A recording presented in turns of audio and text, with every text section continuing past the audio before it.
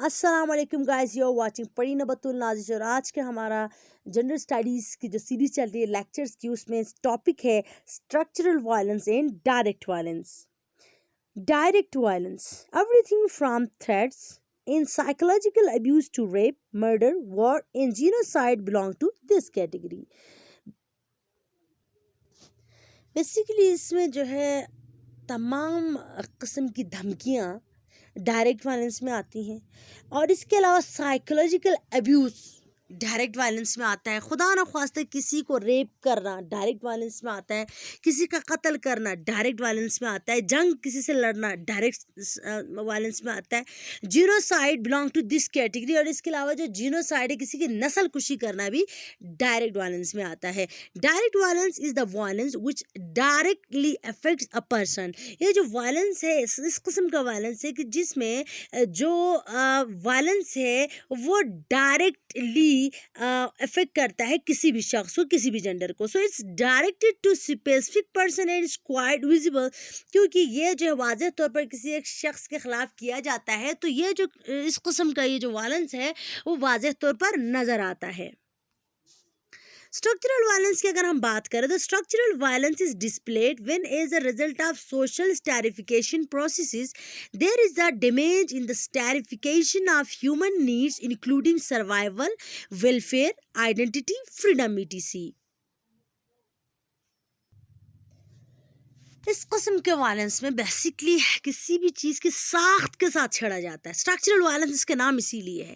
اس میں ہوتا کیا ہے کہ اس قسم کی جو وائلنس ہے وہ جو ہے نا جو سوشلی مدارج ہوتے ہیں، مختلف لوکیشنس ہوتی ہے، ساخت ہوتا ہے، رہن سہن کا جو طریقہ ہوتا ہے اس میں ڈیمیج آتا ہے. ٹھیک ہے، اس کو ڈیمیج کیا جاتا ہے، جس وجہ سے اس بندے کی سروائیول مشکل ہو جاتی ہے، اس کے ویلفیئر کو نقصان پہنچایا جاتا ہے، اس کی شناخت کو نقصان پہنچایا جاتا ہے، اور اس کی آزادی کو ضبط کیا جاتا ہے.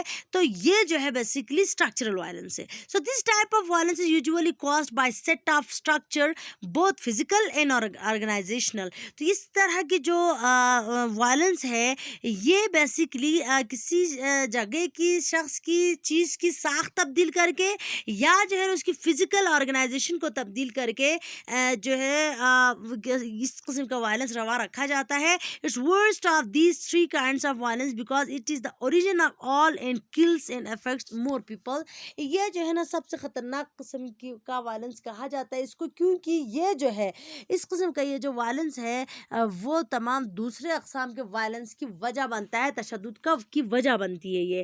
اور اس قسم کے وائلنس کی وجہ سے یہ خطرناک اس لیے بھی ہے کہ زیادہ لوگ افیکٹ ہوتے ہیں بیک وقت. جیسے کہ ڈائریکٹ وائلنس میں ہم نے دیکھا کہ ایک شخص کو دوسرے کو نقصان پہنچاتا ہے، تو سنگولر وے میں نقصان پہنچتا ہے. لیکن یہ جو اسٹرکچرل وائلنس ہے، فار ایگزامپل کسی بھی ایریے میں وار ہوتی ہے، یا جو ہے نا وہاں پر امبیلنس ہوتا ہے، کرپشن ہوتی ہے، یا جو ہے ویلتھ کی جو ڈسٹریبیوشن ہے وہ صحیح نہیں ہوتی ہے، تو اس وجہ سے ہوتا ہے کیا ہے کہ اس پورے ایریے میں رہنے والے لوگ ایک ساتھ افیکٹ ہوتے ہیں، ملینز کے حساب سے لوگ افیکٹ ہو سکتے ہیں.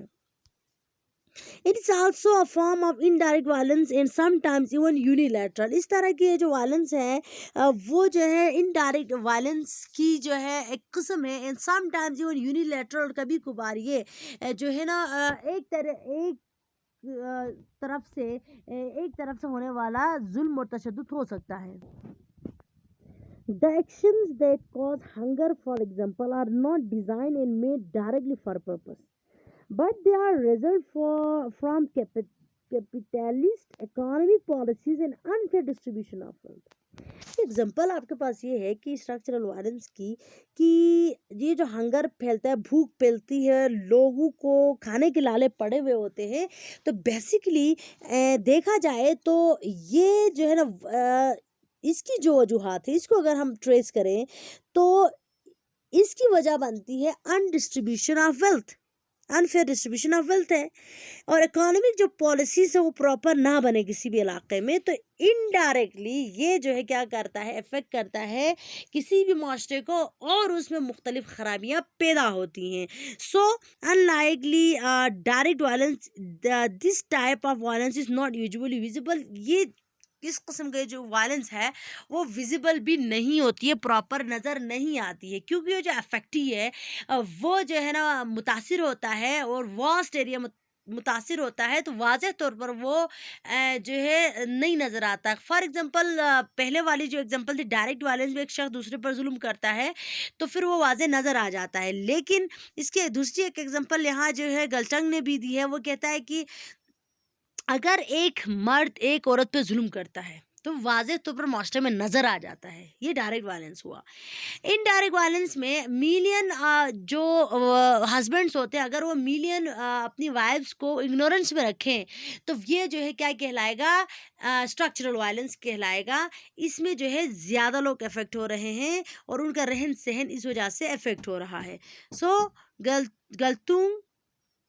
Galtung explains this distinction as violence with a clear subject-object relation is manifest because it is visible as action. اس میں مینیفیسٹ ہوتا ہے، واضح طور پر نظر آ جاتا ہے.